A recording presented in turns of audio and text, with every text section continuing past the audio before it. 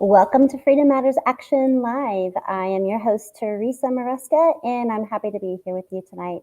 We have quite a show tonight. We'll be talking a little bit about Planned Parenthood. We'll be talking about our own Texas Attorney General, and we'll be talking about some new information coming out of Florida, their Surgeon General's information about the COVID jab. So we are so happy that you're here. We are Freedom Matters Action Group, and if you have questions for us, you can contact us at FMAG. Let me see here. Sorry about that. Right here, there we go. You can contact us at info@freedommattersgroup.org, or if you see CRT in Texas, we are still getting reports on report CRT in Texas at freedommattersgroup.org. Also, if you'd like to be part of Freedom Matters Action Group, give us some information. We'll add you to our Telegram groups. We have a lot of people who do research. We have people who, like me and Krishna generally, who do the podcasts. And so there are different parts to FMAG, and you can get involved. We have a lot of people that we reach out to who are doing great things in our state of Texas to help with elections, keeping election integrity, calling out the fake information that we're getting from politicians, questioning them, and we will be holding everybody accountable. So let's go ahead and get started. So as if it wasn't bad enough that we have high inflation, I know they keep saying 9%. I even saw it at an information session we had at my work yesterday. 9% inflation. That is not correct. 9%. Do you go to the grocery store and see that your groceries have only increased by 9%? No, it's like 40%, 50%. We were just talking a little bit about that at work today. It was really interesting. But as if inflation wasn't bad enough, at least our gas is not as high as it once was. Luckily, that has gone down a little bit. But we did have the $84 billion that went to Ukraine to help them win the war that they will never win. And now we have $89.5 million going to illegals at our borders. From where? From ICE. They're giving out $89.5 million a year to give smartphones to the illegals and tracking them and texting them. I'm not sure. I'm guessing that's for court hearings to become a legal citizen. I'm not quite sure, but we do have an article that I'd love to share. It just doesn't stop. All the extra spending that we don't have. Of course we don't have it. But ICE is supporting 255 plus illegal border crossers. The cost to us taxpayers is $89.5 million a year, as if we don't have enough. Property taxes are going up here in Texas. Why not? U.S. Department of Homeland Security agencies issued more than 255,000 smartphones to illegal aliens during the fiscal year of 2022. That's not all. We're still only at the beginning of October. According to data on the Immigration and Customs Enforcement, ICE, the phones are trackable, and the individual is responsible for checking in with ICE on a regular basis. Sure, let's see how that goes. I'd love to talk to an ICE agent. If you know anyone who is one, just let them know about us, and I'd love to have them on the show so we can kind of ask them exactly what's going on here. Majority of the phones were issued to single adults. Now I'm wondering, for me, myself, like I'm a little bit frugal. I issue myself a refurbished phone. When I get a new phone, I'm still not a smartphone person, but I use Android. What's wrong with giving a beeper? Beepers are old. I mean, you can contact ICE if you have a beeper. I mean, anyway. That's just about as ridiculous as the inflation of only 9%, I'm sure. Anyway, in further news, let's go on to talk about our own Attorney General, Ken Paxton. He's doing really great work. He has been tackling the opioid addiction issue here, especially in Texas. It's not just a Texas issue, but he does have buy-in and support from a lot of other people from other states here in our country. So what I really want to share with you today is Attorney General Paxton's initiative. His new initiative is called the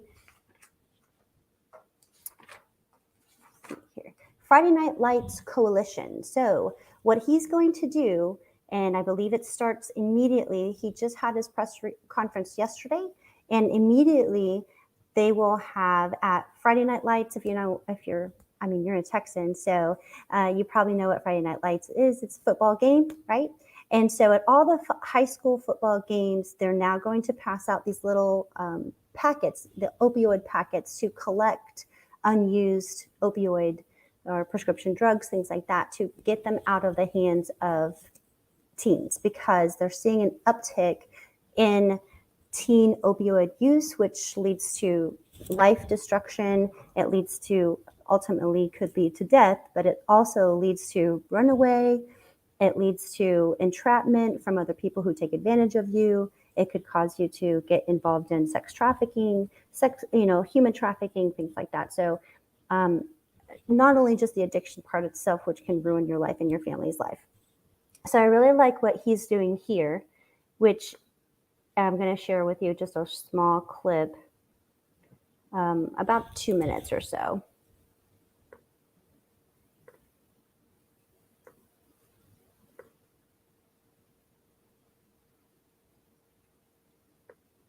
So I really like what he's doing with this new initiative, because as you know, there have been on average 800,000 kids that go missing every year. And of those 800,000, later on in the conference, I'm not going to show that part, but they did talk about 25% of that 800,000 are said to have been opioid users, or in this case, they become abused in that case. All right, so we're going to just watch for about a minute, maybe 2 minutes. Night Lights Against Opioids Coalition and a large-scale pilot program to help stop the opioid epidemic from destroying Texas communities and hurting our young people, especially our student athletes. To successfully implement this landmark program, we have partnered with national leaders like the National Child ID Program, which is headquartered, by the way, in Texas, as well as the Texas High School Coaches Association. Throughout our partnership, we plan to provide drug disposal packets at high school football games. Packets will be distributed by high school athletes, parents, and community leaders. The distribution of these packets will be combined with public service announcements made during football games. Educational materials on how to combat this epidemic will also be sent to over 1 million parents, guardians, and students in concert with the Texas High School Coaches Information Network. This will be the largest drug prevention, education, abatement, and disposal campaign in U.S. history. That's certainly our hope. And it is my hope and prayer that this program will aid in fighting the opioid epidemic that has claimed far too many young lives across our great state. Texas now ranks in top 5 states for total opioid deaths. 5,033 deaths in 2021 and a 60% increase just since 2019. According to a new Centers for Disease Control and Prevention study, opioid overdose deaths in U.S. adolescents rose far more rapidly than the general population over the past few years. Specifically, deaths from opioid overdoses in teenagers increased by 94% between 2019 and 2020 and 2021. The opioid and fentanyl crisis are monumental threats to health and well-being of all Texans, and especially our young people. Opioids are a gateway drug to bigger problems like heroin and human trafficking, and most opioid misuse began with sports injuries or people taking drugs from friends of family members. Combating the skyrocketing opioid crisis has always been a top priority of mine. To date, my office... Okay, and so they go on to talk, there's a couple other people that are there that are introduced. One of the senators here from Texas talks about a House Bill of 2088 that was the safe disposal of narcotics that was also implemented back in 2019. And as he was talking, Attorney General Paxton was talking about this increase in the number of kids who who are addicted or at least using opioids, 94% since 2019 to 20 to 21. And you can see that trend. Also, 5,033 just in the year of 2021 died of opioid use or overuse or a drug overdose. That was at a 60% increase from the previous time. So this is a really big issue. And I did go to his website just to kind of see if there's other news. And I do apologize. The only video I could see of that press conference was on Facebook, and that was not the most clear video, but it got the job done, I think. So I went to Paxton's website, texasattorneygeneral.gov, and I was just kind of looking. I was like, okay, where's the money coming from to, support this endeavor? It's got to cost money. Obviously, they're going to use the players and probably volunteers, educators, obviously the coaches. So how else are they funding this? So in my research here, AG Paxton announces $2.3 billion agreement to settle with former opioid maker. So I'm guessing that was back in July of 2022. Here, opioids maker Teva agrees to $4.25 billion settlement. Preliminary agreement will provide cash and naloxone to address opioids crisis. And so I believe that some of the funding is coming from these specific lawsuits that have been won. And so I'm really happy to hear that he's working with other people to create this Friday Night Lights Against Opioids. We'll be watching it. If you go to a game, you want to let us know if you are witnessing that, because it should be at the remaining home games for Friday Night Lights. And I would assume that it's going to start this Friday because this conference was yesterday. Now, they didn't take extra comments or questions during this press conference, but you can find more information on his website here. Also, I did look up the Texas High School Coaches Association and Coaches Education Foundation. They are also in correlation. There's 25,000 members, and their executive director is Joe Martin. He was also mentioned in the video. They are going to be educating during football games the packets to destroy and get rid of these narcotics. And one of the things that I had heard a long time ago was that parties, you have this pill bowl and all the pills from whoever brings pills, put them in the bowls. I'm not sure if that's still happening with our youth, but it definitely seems like something is happening, whether they're depressed and they think that, oh, well, my friend told me I should take this, and they don't even know what it is. They really don't understand the aftermath or the retribution that could happen because of taking even just one of these pills. I know adults who have been addicted to opioids.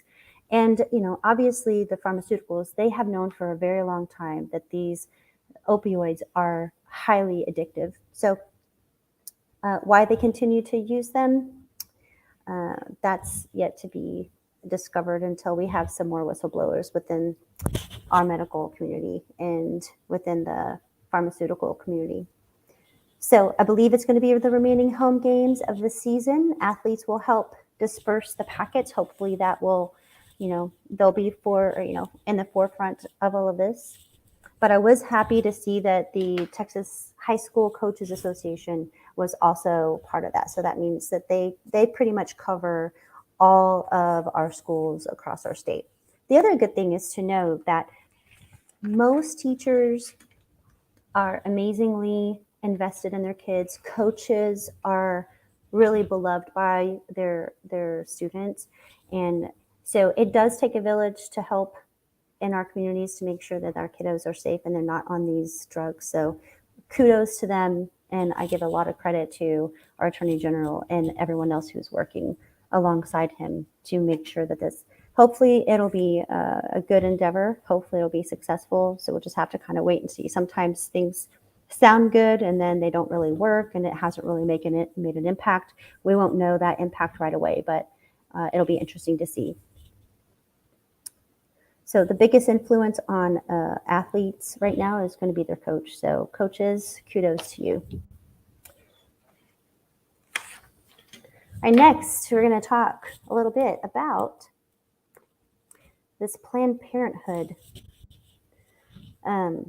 So just as a note before I talk about Planned Parenthood, when I was younger, we were a poor family, and when I became sexually active, I went to Planned Parenthood to get, contraception because, I wanted to make sure I was safe and protected.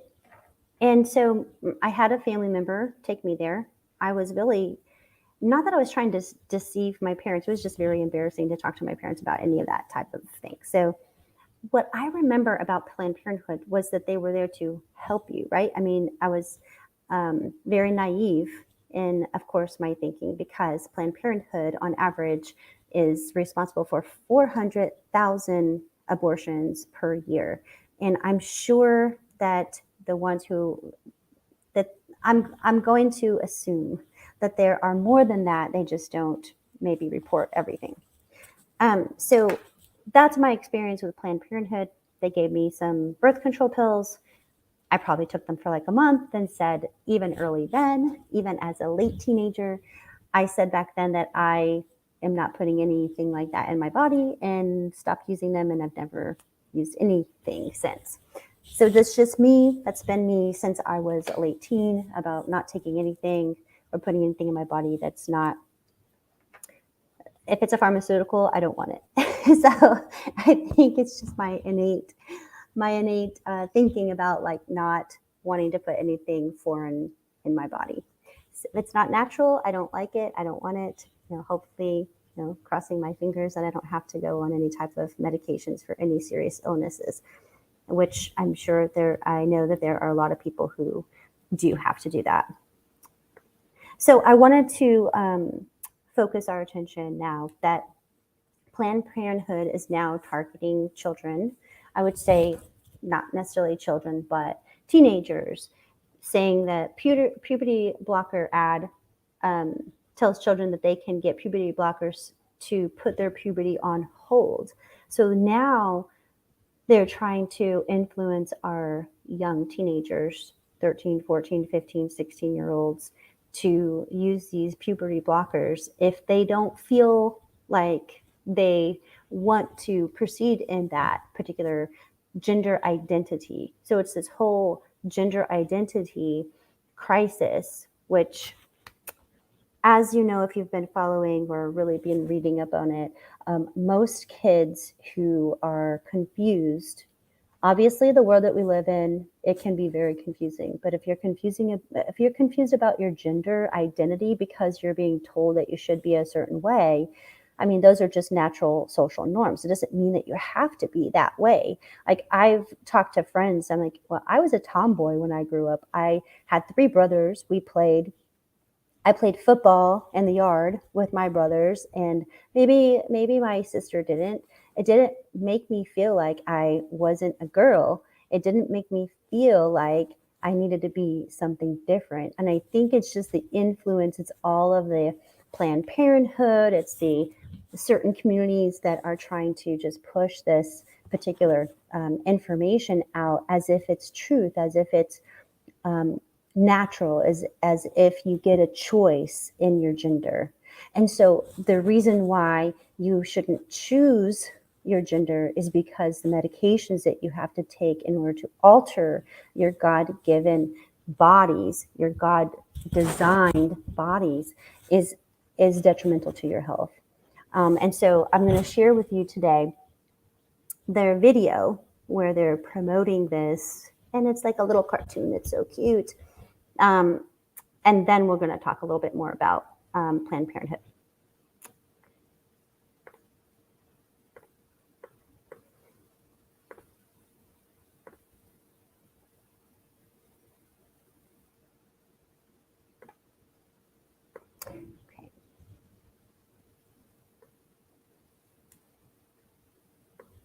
Okay. Just want to make sure we're on the right one. Okay. All right. It's a little different going solo, making sure, since I don't have my split screen, to make sure I'm sharing everything. Okay, so let's watch this and give me your thoughts. There's no one-size-fits-all puberty experience. If you're trans, intersex, or non-binary, know that you're not the only one feeling confused.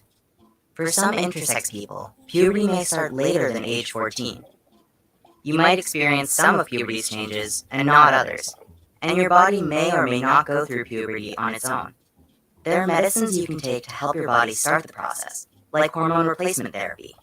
Some people decide on hormones or surgeries to help their bodies match up to their gender identity, or how they feel inside about themselves. Your gender identity is real. You should be the one to decide what changes you want to make to your body. If you're transgender or non-binary, you may find that your puberty experiences don't line up with your gender identity, or how you see yourself. That feeling can be uncomfortable, scary, and stressful. If that sounds like you, know that you're not alone. There are medicines you can take to delay puberty for a while. They're called puberty blockers, and they work like a stop sign by halting the hormones testosterone and estrogen that cause puberty changes like facial hair growth and periods. Puberty blockers are safe and can give you more time to figure out what feels right for you, your body, and your gender identity. You don't have to have all of the answers right now. So remember, it's all a work in progress, and it may take time to figure out what feels right to you, but talking to a trusted adult and a nurse or doctor may help. Want to learn more? Go to plannedparenthood.org/teens. Okay, so in this article, they talk about, obviously, encourages children to get on lethal puberty blockers if they feel transgender. Now, if we know anything about feelings, how we feel, we are warned about that all throughout the Bible, about how we feel and then the reality. And so this whole I feel this, I feel that way, and it's just creating a dystopia type of world. And that's really the confusing part. And so we as parents, we have to talk to our children, instill in them our values, our core values, and our beliefs, and back that up with our with why we feel like that, or why we have those values and beliefs. So talk to your children about everything. Don't be afraid. I know maybe our parents and their parents may not have the right words to say, but at least if you're listening to your child, I mean, most kids who feel confused, which are now more and more and more kids, they have the highest rate of suicide. So we need to make sure that our kids are not confused. Talk to them about information that you feel and is basically supports your beliefs and your values. So they're promoting a new cartoon urging children to take hormone blockers to delay their natural body's ability to either have a period or grow hair with hormone therapy. And I want to go to this part about your gender identity is real. Actually, let's call it out as fake. That is absolutely not true. Gender identity is not real. They're trying to make it a thing. They're trying to make it a trend, but it is not a real thing. It's a feeling. Feelings are not truth. Feeling is just a feeling. It's an idea. They can be uncomfortable, scary, and stressful, which when you're uncomfortable, scary, and stressed out because naturally your body is changing and you don't really want it to. I think that's a lot of teenagers. They are scared. Talk to them about the changes that they're going to experience and why they're going to experience it. And embrace that they are who they are, a girl or a boy. Okay? So even the FDA administration added a warning to the puberty blocker. I'm not even going to try to say that word. I guess sounds like gonadotropin. I guess I did try it. Releasing hormone agonist after children who consumed the hormone treatment suffered brain swelling and vision loss. Sound familiar? It's like every drug that they try to put out there towards us always has a bad side effect. They found a plausible association between the GnRH agonist used and the pseudotumor cerebri among 6 females between the ages of 5 and 12 where they had taken the puberty blocker. Why is a 5-year-old taking a puberty blocker? You're not going through puberty until you're 4th grade, 5th grade. Why is a kindergartner taking hormone therapy? Why? Parents, we have to do better than this. Drugs used to suppress puberty cause innumerable detrimental side effects. Some of these side effects are irreversible. Like, you cannot change it once the damage has been done. So that even the FDA, which again, I'm not necessarily trusting them 100%, as I don't trust a lot of these organizations anymore. They added a warning, releasing hormone agonists after children who consumed the hormone treatment suffered the brain swelling and vision loss. I already said that. I think it just repeated that there. Even the American College of Pediatrics warns that puberty blockers exacerbate gender dysphoria and may cause mental illness, including depression and other emotional disturbances related to suicide. So if we really truly want to embrace ourselves and be who we are, then be who we are. Let your kids be who they are. They are either a female or a male, and that is okay. Help them to embrace how they were made.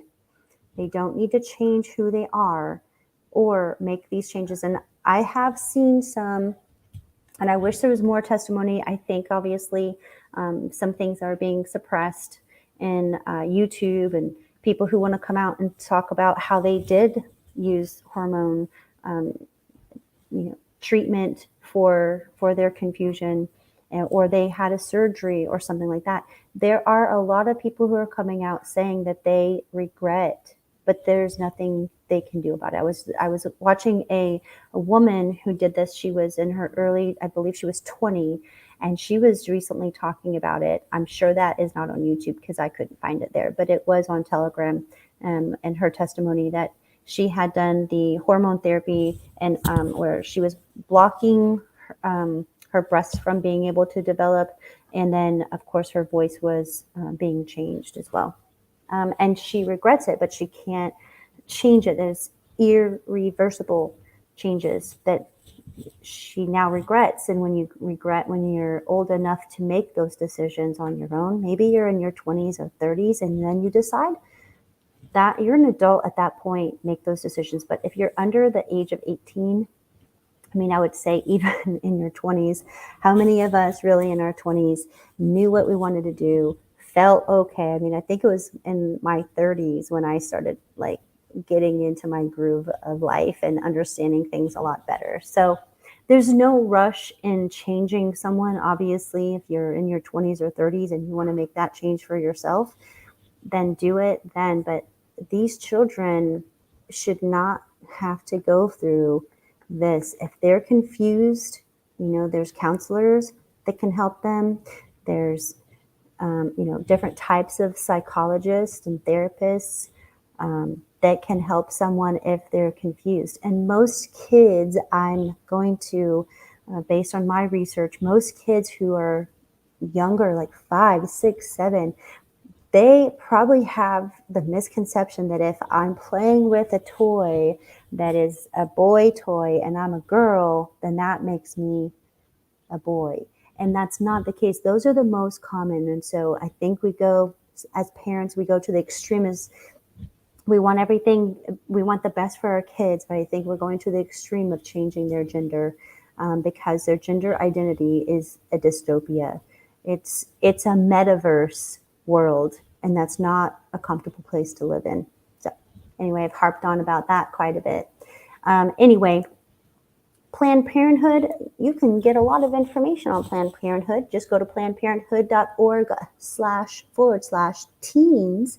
You can learn all about gender identity, sexual orientation. You can learn all about birth control, cancer, COVID-19. They even will tell you about COVID-19, even though that's not their wheelhouse. I'm sure I did a little researching before tonight, and it does give you, if you're a teen and you get pregnant, there's 3 choices for you. First, you can have that child. Second now, you can abort that child. And your third option, not your second option, but your third option is that you can give your baby up for adoption. I love what KSBJ has done recently. I believe it was over the summer, and they are a Christian Christian radio show, a KSBJ on 89.3. And they had a drive for, this was right after the Roe versus Wade was overturned by our Supreme Court. They had a fundraiser and a wonderful event for new mothers who actually need help with their children. And that's what we need to do, band together, help these young mothers or single mothers or just mothers in general. I mean, gosh, I remember when I had my child, I was married, but I had no family around. It was just me and my husband, and it was very difficult. It was very challenging. But we can band together, get to know each other in our neighborhoods, and really be there for one another and help each other out when you do have a child. It is, there's a lot of things that change, but it doesn't mean that you should just give up automatically. Like, your first choice is to always have that child, right? Your second choice should not be to abort that child. Your second choice could be to give it up for adoption, right? Or find a community that will help you raise that child, because it does take a village no matter what. So the next thing we're going to talk about, and this is newly developing, so I'm going to be watching and find out really what happens, because I've been following, and if you've been following our FMAG podcast for over the past year, early on last year, we already started talking about side effects from these vaccines. Now, we already knew, a lot of us already knew prior to the vaccine actually even rolling out in December 14th of 2020. So a lot of us already kind of knew that there were potential dangers. Maybe we didn't know all of the side effects. Maybe we didn't know all of the information that would be coming out from this. And, most likely we will be banned on, YouTube and maybe even Facebook for talking about this, because they don't want to know information. They want to immediately reject it. They want to immediately say that it's false. They want to immediately claim that it's not scientific, and so on and so forth. But the Florida Surgeon General is now recommending against COVID-19 mRNA vaccinations in adult males ages 18 to 39 due to the health risks of cardiac arrest. And we talked about this, our FMAG group, we went out and protested when they rolled out the vaccines for kids and said, there's myocarditis that could be a side effect from this. And we've seen it. We are now seeing the aftermath of these vaccines. And I mean, some people would say it's gene therapy because it does change your genes. mRNA does get in there, and it could rewrite the code, your DNA code, create your body. It tells your body to make the spike proteins over and over and over again, and constantly, consistently, and then that goes all throughout all of your organs. They're seeing really big blood clots, seeing strokes, seeing vision issues. There's so many side effects. We talked about this on one of our other shows. I believe it was 9 full pages of side effects. And so this is very serious when we try to share some information here on our podcast. It's really important information. So I was super happy that someone finally came out and said, you know what, shouldn't be doing it, because I've been hearing that they're doing this in European countries, a lot of places. And it's been happening for the past several months, that they've been saying that kids shouldn't be getting the vaccines, that certain demographics shouldn't be getting these vaccines, that they're finding out that there's more and more side effects, that there are over 1 million people who have been vaccine injured here in the United States because of these vaccines. So when we talk about this, not that I'm delighted, but it is good to see. I'm not delighted that anyone is being hurt, right? But I am delighted to hear that there's someone coming out and standing up And you know what? I think it's because he has the support of Governor Ron DeSantis. Without the governor's support, it's really hard, I'm sure, as a Surgeon General for the state to come out and say something. So the Florida Surgeon General came out just recently, within this past week. This was on the 10th. I believe he was talking about it a few days before that. So this would have just been Monday. And I'm going to just play this short clip because I really want to see what's going to happen here in the state of Texas. If our Surgeon General would follow suit, and if other states will follow suit as well, because there has been an influx in cardiac arrests, more so among healthy men between the ages of 18 and 39. So let's hear. By the state's Surgeon General last week. Dr. Joseph Ladapo is now advising against the mRNA vaccine for certain age groups. Our Angie Andrews joins us with the latest. And of course, some big implications here. The Florida Department of Health is now advising against the COVID-19 mRNA vaccine for adult males under 40 years old. And this is why.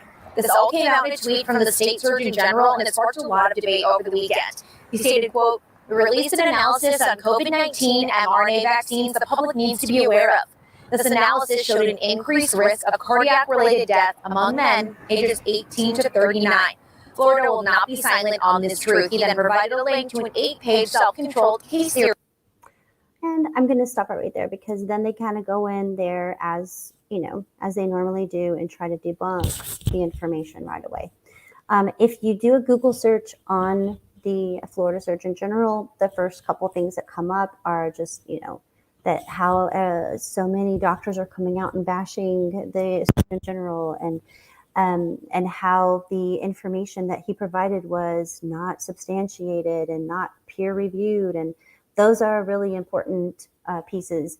I don't know if his analysis has been peer reviewed. I would only guess that it would be, since you're the Surgeon General. You're going to make sure that your ducks are in a row, especially when you have the media, you have Twitter, you have big tech like Twitter, who ban you. And he did end up getting that post banned from Twitter.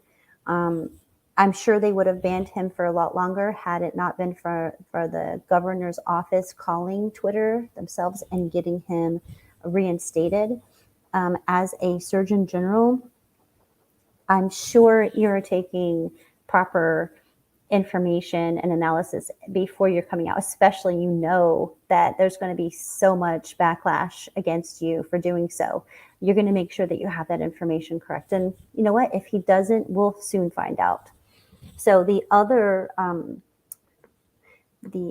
place that I went was the floridahealth.gov newsroom, just to kind of find a little bit more information on why he came out and said that he no longer recommends it. So this is their new guidance for the mRNA vaccines. Now, there is a vaccine, I believe it's the Johnson & Johnson, that is not mRNA. So this was on the 10th. Surgeon General Dr. Joseph A. Ladapo has announced new guidance regarding mRNA vaccines. They did conduct an analysis, so you can read that analysis there. They had self-controlled case series, which is a technique originally developed to evaluate vaccine safety, which we're going to watch a very short clip in just a few minutes of the EU Parliament asking a Pfizer representative some information about the effectiveness and studies of the vaccine, and we'll find out what their answer is. This analysis found that there is an 84% increase in the relative incidence of cardiac-related death among males 18 to 39 years old within 28 days following the mRNA vaccination. So I am sure that they got data from, all you have to do is call up, funeral homes. All you have to do is call up hospitals, find out. They keep data, even though they, you have HIPAA protection on your name and information, they have data on how many people have died, what they have died of, or from, or what actually caused it. So they do recommend against males aged 18 to 39 from receiving those mRNA COVID vaccines. Those with pre-existing cardiac conditions such as myocarditis and pericarditis should take particular caution. So then he goes on to say that you can find the analysis here and their further guidance there. So, kudos to them for at least looking into this, because we have been screaming for the past almost 2 years to please. It takes 15 years or so really to have a vaccine fully vetted, fully utilized, fully, tested before it actually goes to human trials. And we are still in human trials. And remember, this is still emergency authorization use only, which means that you can't sue because it's not an approved vaccine. It's only approved for emergency authorization usage only, even though we're not in a pandemic specifically any longer. It's still emergency authorization usage. I'll have to look up and see if that has been changed, but over the summer, that had been extended, even though, again, we're no longer in a pandemic. So the Pfizer director admits that the vaccine was never tested on preventing transmission. And this was a COVID hearing in the EU. So I'm going to play this. I just find this really fascinating that, there's so many people I've seen, they'll say, oh, I got the vaccine. I'm so glad that I did. And then they get sick with COVID. Oh, I'm so glad I got the vaccine because it would have been worse if I hadn't. And then I see, oh, well, I have a side effect. I have Bell's palsy. I have something. Oh, but man, I'm so glad that I took that vaccine. And it's almost like, where is that thought process here that tells you it's most likely because you put something foreign like this into your body that constantly creates this spike protein that's not, good for your body. So this is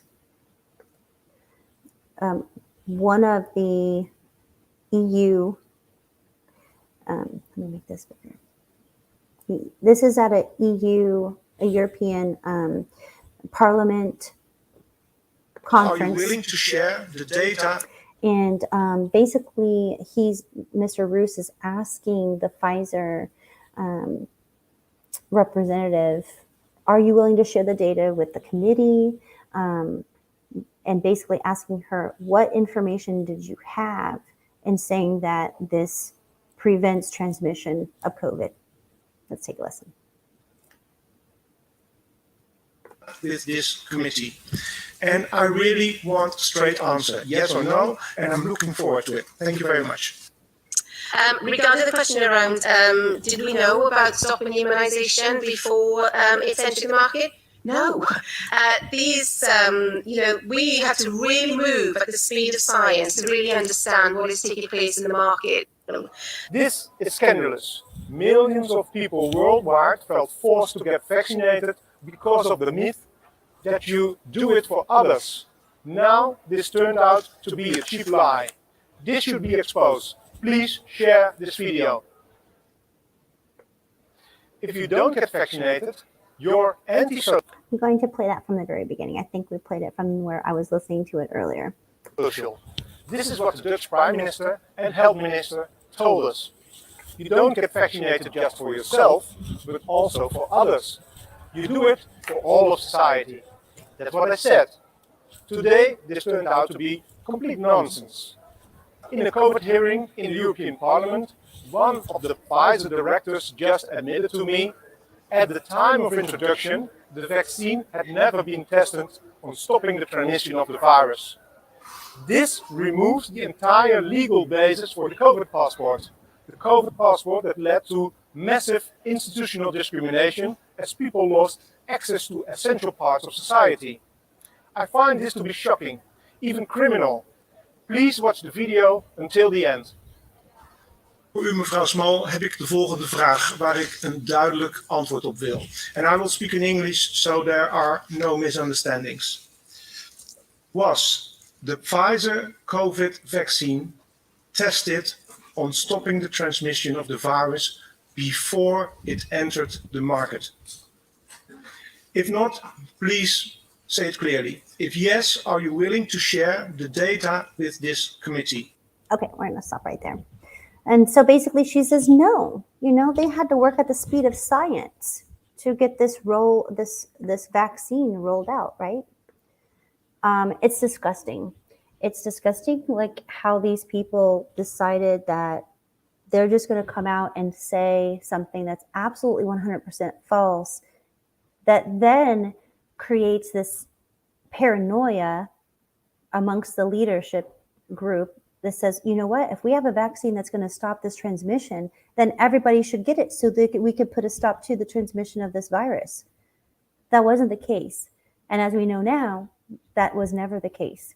We knew it at the very beginning because a lot of us already knew that there was something fishy going on about this whole thing, about the masking.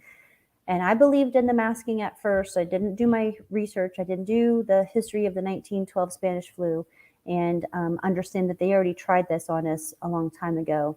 And a lot of people died. 2/3 of the people who were exhumed their bodies, they found that they died of other issues that were caused by the masks. So that was even from Fauci. And of course, I can't find that now because it's been scrubbed from the internet, but I will find it one day. It's probably on Telegram somewhere. Someone has it, some of that information. They just don't want us to share it on social media because we'll get banned. So are you tired of the censorship? I'm tired of the censorship. I'm tired of the lying. I'm tired of the people who are just trying to line their pockets at the expense of everybody else. So if you're a healthcare worker and you have information to share and you're seeing things, and we know there's a lot of you out there, there is a website that I'm going to share with you today, and you can share anonymously. You can tell your story. This is Steve Kirsch's newsletter. I have not subscribed, but you can now tell your story without fear of retribution because you could do it anonymously. So he said,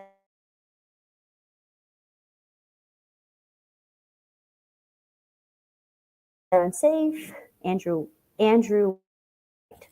I do not know who Andrew Wakefield is. I feel like I should probably know that, but I do not know who that is. I'll have to now look him up. But it says COVID-19 vaccines increase risk of infection, serious illness, and death, and that is true. We have had on the show, or at least we've had at some of our rallies, a gentleman whose 16-year-old had died after getting the shot. He had a cardiac arrest. And so we know that, and that was early on. That was over a year ago. And he actually testified with Senator Ron Johnson as well and gave his testimony about his son and his son's death. So we know that these things are real. Maybe you're not hearing it and seeing it in your, immediate family or immediate group of people that you are around, but there's a couple Telegram groups that I follow, and I mean, it's just rampant. It's everywhere, all across the world. So here's a link to submit your story. You can include file attachments of any type. So if you're keeping anecdotal data and you, have your notes, you can, take a picture of it and upload that file and share it so that it can be shared. Because the information has to come out. It will. It always does. So some people do. It says the most compelling, please recast your report in comparative terms where you are either comparing injury rates pre-vax to post-vax or comparing injury rates of vax versus unvaxxed, which is the most compelling. So it does give some guidelines or guidance as far as like what you're going to post. Or at least to organize your information so that it can be helpful. So here are some example stories that are comparative. All right. This healthcare worker says, I'm responsible for 500 elderly. Before the vax, we'd see 4 deaths a month.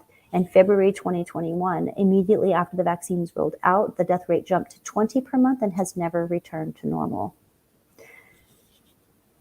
The second one says, I'm a neurologist with a practice of 20,000 patients in the last 11 years. I've never needed to report any injuries to VAERS. Most doctors didn't even know about it before this pandemic.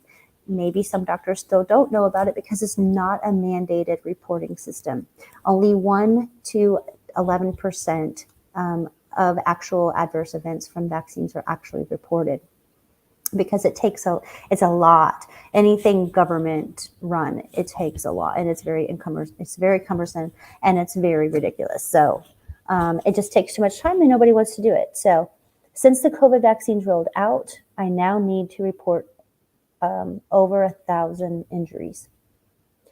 So that's, I would say on average, the rollout was about February. I know educators were one of the first ones to be able to get their vaccines around that time. So what, a year and a half, little over a year and a half, almost 2 years in December for the elderly who were eligible to get the vaccine. Number 3, in our hospital, we'd see maybe 1 stroke code a month. This is the biggest thing. I've heard a lot of people now having strokes, people that are young, healthy. And when I'm talking about young, I'm talking 30s, 40s, 50s. That's not old. Yes, you can have a stroke at any time. Anyone can have an aneurysm. You can have a stroke from that, but these are not aneurysm strokes. These are what's the word I'm trying to look for? I can't say unrelated. They are unknown. Okay. So it says in our hospital, we'd see maybe 1 stroke code a month. After the vaccines rolled out, that number has jumped to at least 10 per month. That's a big increase. And you know what? Children's Hospital, shame on you. Shame on you for coming out with your ads this year about being the #1 in children's cardiac health. Shame on you for not sharing information with the public about what you're seeing, because obviously you made an ad that makes it normal for kids to have heart attacks, and that's not right. So shame on you. Number 4, out of 20 doctors who took the vax, 3 have developed cancer in 1 year. I'm seeing cancer all over the place. And I'm talking about cancer within the last year. Out of the 10 doctors who had a vaccine exemption, there were no new health impacts. Number 5, summer was considered a break because typically the number of patients would drop. Not this year. I have seen a 10-fold increase in the number of strokes, heart attacks, blood clots, epiglottis, which I do not know what that is, and the patients are in their 40s and 50s. They're not late 60s and 80s, which is the normal age range for those occurrences. 6, I've been a nurse for 23 years at a major trauma hospital and never heard of a kid under 20 dying from cardiac arrest. Since the COVID vaccines rolled out, I know of 30.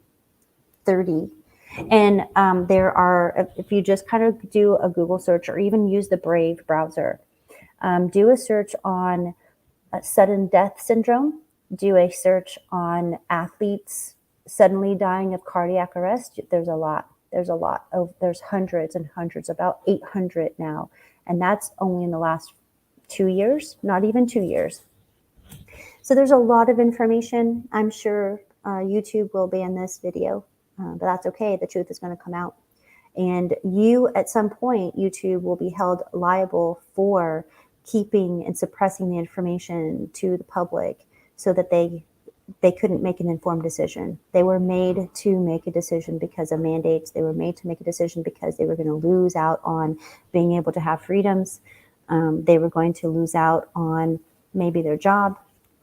So you, at some point, in one way or another, will be held responsible.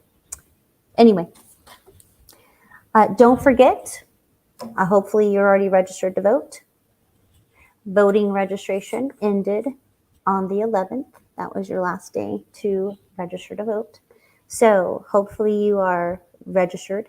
If you go to my favorite website, I know I've promoted it here before, vote411.org. I'm going to share it again because I like it a lot. This was actually sent to me in text message several years ago, probably 5 years ago.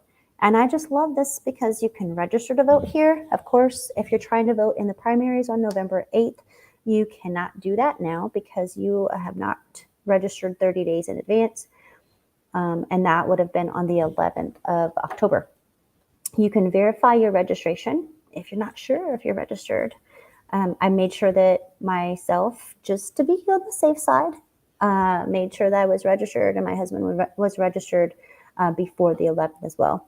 You can find out what's on your ballot. It will just ask you for either your driver's license number or if you have your registration card, there's a number on there. It will ask you for that. So there's a couple different ways that you can find out. You can also find where your polling place is. Now, there's a lot of places that you can go to. You do not have to go to just one place. I remember when I first moved to Texas, we had like one location that was closest to our home that we could vote at. I like that they do allow you to vote at different places now, because now I can vote closer to my work, but where I might not be able to make it to, if I'm getting out of work late, I might not be able to make it to the polling places closest to my house. So you can look at all that information there.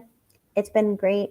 I went a little bit over what I thought. I thought this was going to be like maybe a 30-minute podcast, but that's me just chatting. So thanks for listening. We will see you next week. If you know of anyone who has been affected by COVID or inflation, or businesses and things like that have been affected by the pandemic, we'd love to have you on our show. If you know of any politicians who are running who just haven't had the publicity, have them contact us and we'll get them on the show and we'll interview them and give them a platform to share. All right, guys, have a great evening. God bless you.